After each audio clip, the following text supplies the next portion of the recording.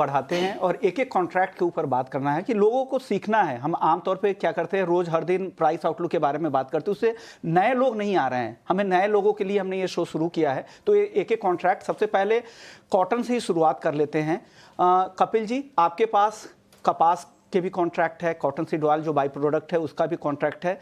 क्या कैसे वो कॉन्ट्रैक्ट काम करता है, उसकी बारीक बातें बताइए। देखिए, जो कॉटन कॉम्प्लेक्स है हमारे पास, अभी सबसे लिक्विड कॉटन कॉम्प्लेक्स है। और जो हमारे पास जो कॉटन हम ट्रेडिंग के लिए ऑफर करते हैं वो कपास है। तो जब कॉटन की या कपास की फसल जो हार्वेस्ट होती है वो एक बॉल के शेप में होता है और जिसमें सीड भी होता है और फिर उस सीड को क्रश करके आप ऑयल भी बनाते हैं। बिल्कुल। तो उस कपास से जितने भी डेरिवेटिव्स प्रोडक्ट हैं उसकी वैल्यू ड्राइव होती है। तो जब आप कपास को ट्रेड करते हैं, और चूंकि फार्मर के लिए जो फर्स्ट प्राइस है वो कपास का होता है, जब फार्मर्स मार्केट में लेके जाता है तो वो कपास बेचता है मंडी में, उसी के प्राइस के ऊपर आपके लिंट के प्राइस या ऑयल के प्राइस, कॉटन ऑयल जो कपासिया तेल भी बोलते हैं हम उसको, या फिर कॉटन सीड ऑयल केक जो फीड में काम आता है, उसके प्राइस ड्राइव होते हैं। तो उसको हम ड्राइव करते हैं और ये बहुत ही यूनिक कॉन्ट्रैक्ट है। जैसे कि अभी हमने सुना कि वायदा बाजार या फ्यूचर्स ट्रेडिंग, फ्यूचर्स के लिए अगर आप ग्लोबल मार्केट में देखेंगे तो बहुत महीने और बहुत साल के कॉन्ट्रैक्ट अवेलेबल रहते हैं। इंडिया में ये सिर्फ एक ऐसा पूरे डेरिवेटिव्स मार्केट में, चाहे किसी भी सेगमेंट की आप बात करो, एक ऐसा कॉन्ट्रैक्ट है जो कि 1 साल एडवांस में ट्रेड होता है।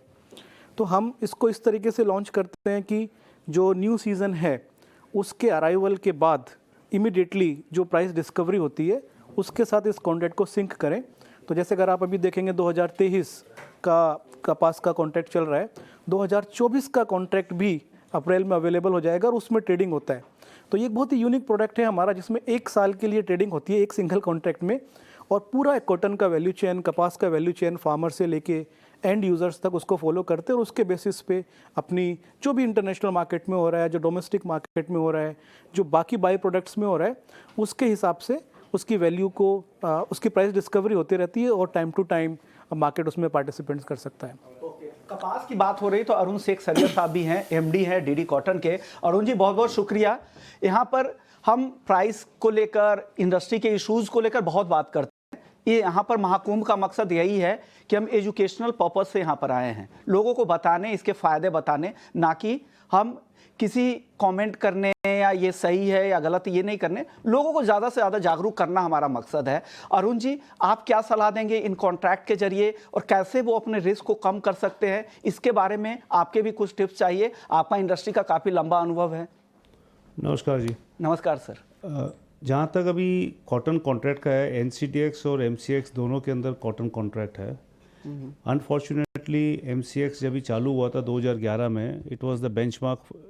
2 साल के अंदर it became the benchmark for cotton, it became the benchmark for cotton trade, cotton prices.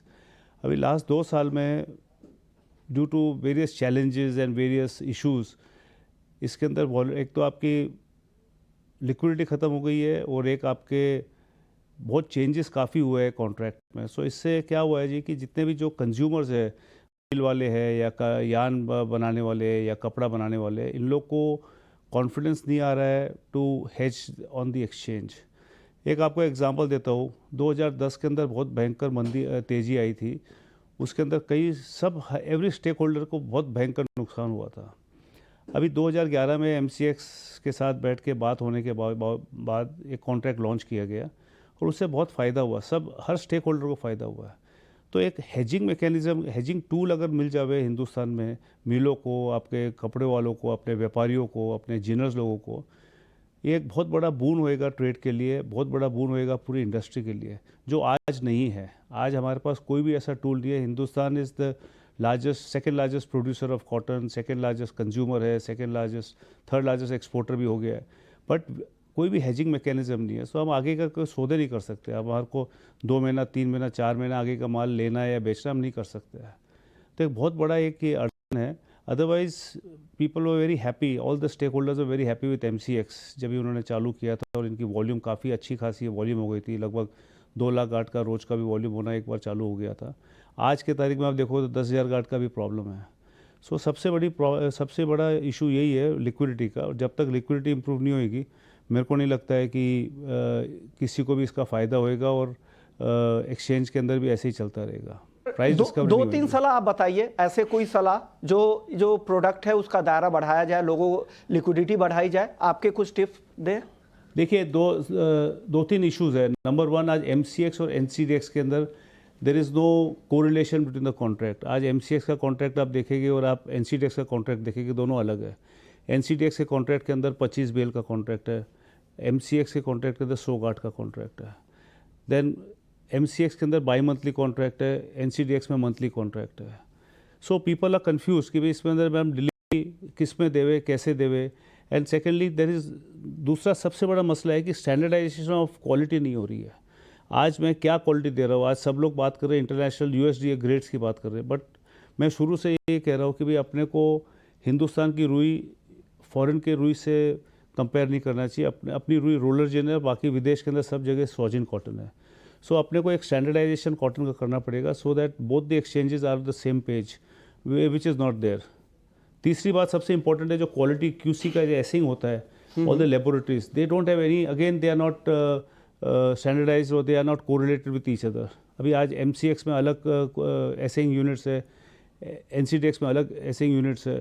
So all the people who give delivery या जो भी देते हैं, they are able to realise कि विच इज़ बेटर और suiting them and which is not suiting them.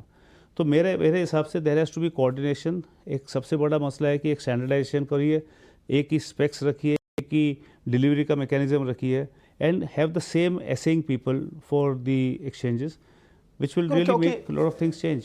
बिल्कुल, क्योंकि आप पार्टिसिपेंट्स हैं, आपकी राय अहम रखती है और एक्सचेंज के लोग यहाँ पर मौजूद हैं। आपके पास भी अभिषेक जी आएंगे, उससे पहले कपिल जी, जो अरुण जी सलाह दे रहे थे, क्या इसको पॉजिटिव तरीके से लीजिए और बताइए क्या कुछ करने की ज़रूरत है, आपको लग रहा है कि ये कॉन्ट्रैक्ट सही है, इसको अवेयरनेस से बढ़ाने की ज़रूरत है? देखिए, दो बातें हैं कि एग्रीकल्चर का जो मार्केट है बहुत डायनामिक है। हर क्रॉप का एक डिफरेंट डायनामिक्स होता है, अनलाइक मेटल्स या बुलियंस। नया सीजन होता है, नए प्राइस होते हैं, नए फंडामेंटल होते हैं, नई क्वालिटी भी होती है। तो एक्सचेंज का हमेशा ये प्रोसेस रहता है जो कि डिफाइंड है कि कभी भी कोई चेंज करना हो तो हम मार्केट के पास जाते हैं। जो इम्पोर्टेंट स्टेक होल्डर्स हैं, जिसमें सारे सेगमेंट के लोग होते हैं, फार्मर्स हैं, ट्रेडर्स हैं, प्रोसेसर, कंज्यूमर, उनसे फीडबैक लेने के बाद हम ये डिसाइड करते हैं कि क्या करना चाहिए कॉन्ट्रैक्ट को मार्केट के साथ अलाइन करने के लिए। और ये बहुत ही डायनामिक प्रोसेस है, क्योंकि कहीं पे भी इतना डायनामिज्म नहीं है मार्केट में, स्पॉट मार्केट में, जितना एग्रीकल्चर कमोडिटीज़ में होता है। कई बार वो मार्केट के साथ अलाइन हो जाता है, कई बार नहीं होता है। बट जो मार्केट का नेचर ऐसा है कि सीज़न है, तो उस सीज़न में अगर मैच हुआ तो सब कुछ ठीक है, नहीं हुआ तो शायद बाद में आपको वेट करना पड़ेगा नए सीज़न में सिमिलर चेंजेस को लाने के लिए। बट अरुण जी ने जैसा बोला, दोनों एक्सचेंजेस का व्यू हमेशा यही रहता है कि जितना मार्केट के क्लोज है उस प्रोडक्ट को ला सकें, चेंजिंग डायनामिक्स के साथ उस कॉन्ट्रैक्ट को अलाइन कर सकें और बेस्ट प्रोडक्ट दे सकें। रही बात डिफरेंट कॉन्ट्रैक्ट स्पेसिफिकेशन होने की या डिफरेंट पैरामीटर होने की, आई थिंक मुझे ऐसा लगता है कि इट्स ऑलवेज गुड कि मार्केट के पास ऑप्शन है to choose which is the best, और उसमें से ट्रेड करने का, कौन सा उनकी रिक्वायरमेंट को फुलफिल करता है उसमें से एक चूज़ करने का। और this is an open market, बहुत सारी क्वालिटी हैं, बहुत सारे पैरामीटर हैं, बहुत सारी ग्रेड हैं, और basis market feedback exchange decide करता है। तो जो भी बेस्ट होगा market will pick that. But I think जैसा कि उन्होंने बोला, बहुत यूज़फुल था ये, बट अभी भी बहुत यूज़फुल हो सकता है। कहीं ना कहीं इंडस्ट्री को, यूज़र्स को एक स्टेप फॉरवर्ड करके, जो भी ब्रेकडाउन था बीच में या कुछ ऐसा था जो कि जिसकी वजह से कॉन्ट्रैक्ट में चेंज हुआ, that is a past now. हम उसको दोबारा से ट्रेडिंग शुरू कर सकते हैं। एक्सचेंज की उसमें गलती नहीं थी, जिस तरह से मार्केट उस समय से वॉलेटाइल हो गए थे, इंटरनेशनल मार्केट में जिस तरह की तेजी आई थी, उसका भी असर होता है। कई बार मार्केट आपके कंट्रोल में नहीं रहता है, जिससे प्रोडक्ट पर भी उसका असर पड़ता है। आप बताएं MCX कॉटन के प्रोडक्ट के बारे में, ताकि लोगों को भी जागरूकता बढ़े। MCX कॉटन की कुछ बारीकियां बताएं आप। Thank you. सो जैसे मेरे सहभागी कपिल ने बताया, कॉटन बहुत बड़ी कमोडिटी है देश की। ऑलमोस्ट 300-350 लाख बेल्स का अपना एनुअल प्रोडक्शन होता है, और हर एक एक्सचेंज अपने हिसाब से अपना एक कॉन्ट्रैक्ट डिज़ाइन करने का कोशिश करता है, जो मार्केट का एक रियलिस्टिक पिक्चर हो, जहाँ पे ज़्यादा से ज़्यादा लोग आके ट्रेड कर पाएँ, और जो लोगों को एक मजबूत प्लेटफॉर्म दे पाए, जहाँ पे वो अपना बिना किसी डर के और बिना किसी अड़चन के अपना प्राइस रिस्क को आसानी से मैनेज कर पाए। अगर हमारा कॉन्ट्रैक्ट की, मैं MCX की जो कॉन्ट्रैक्ट है उसकी बात करूँ, तो हमारा कॉन्ट्रैक्ट जो है वो 48 कैंडी यानी 100 गठान का है। बेसिस राजकोट है, और इसके अलावा उसमें बाय मंथली कॉन्ट्रैक्ट है। जैसे एनसीडेक्स ने बताया उनका मंथली कॉन्ट्रैक्ट है, हमारे बाय मंथली कॉन्ट्रैक्ट है, यानी साल में सिर्फ 6 कॉन्ट्रैक्ट हमारे रहते हैं। और हमारे ऑलमोस्ट 8 या 9 डिलीवरी सेंटर्स हैं जो लगभग पैन इंडिया में जहाँ जहाँ मेजर कॉटन आता है वहाँ के सारे मार्केट को कवर करने के लिए हमने वहाँ पे डिलीवरी सेंटर्स रखा है। इसके अलावा हमने रिसेंटली हमारे जो डिलीवरी मैकेनिज्म है उसमें भी काफ़ी महत्वपूर्ण बदलाव किए हैं, सो दैट जो क्वालिटी एक्सचेंज के ऊपर डिलीवर होती है उसमें काफ़ी मेजर बदलाव किए हैं। जैसे हमने थर्ड पार्टी एसेइंग इंड्यूस की है, जो एसजीएस एक जो रेप्यूटेड फर्म है जो कमोडिटी एसेइंग में वर्ल्ड की सबसे रिनोन्ड एजेंसी है, वो अब कम्प्लीटली असेइंग का काम उनके हाथ में दिया है। तो एसजीएस जो है वो अब इंडिपेंडेंटली पूरे सैंपल्स जो एक्सचेंज पे जितनी भी डिलीवरी हो रही है उसका कर रहे हैं। इसके अलावा जो भी क्वालिटी सैंपल्स हैं वो NABL एक्रेडिटेड लैब जैसे वेकफील्ड है या अटीरा है, जो कॉटन में सबसे जानी मानी और सबसे ज़्यादा प्रमाणित टेस्टिंग लैब्स है उसमें होता है। उसके अलावा हमने हाल ही में कॉटन एसोसिएशन ऑफ इंडिया की भी जो बॉम्बे में लैब है उसको भी हमारे साथ संलग्न किया है कि जहाँ पे हमारे कॉटन के सैंपल्स टेस्ट हो। तो हमारा मेनली ऑब्जेक्टिव यही है कि लोग ज़्यादा से ज़्यादा लोग आके हमारे कॉन्ट्रैक्ट में पार्टिसिपेट करें और बिना किसी चिंता के या बिना किसी ऐसे डिस्प्यूट के डिलीवरी का आदान प्रदान इजीली कर सकें। ओके, चलिए अब कॉटन के बाद कुछ और कॉन्ट्रैक्ट की बात करते हैं। मसाला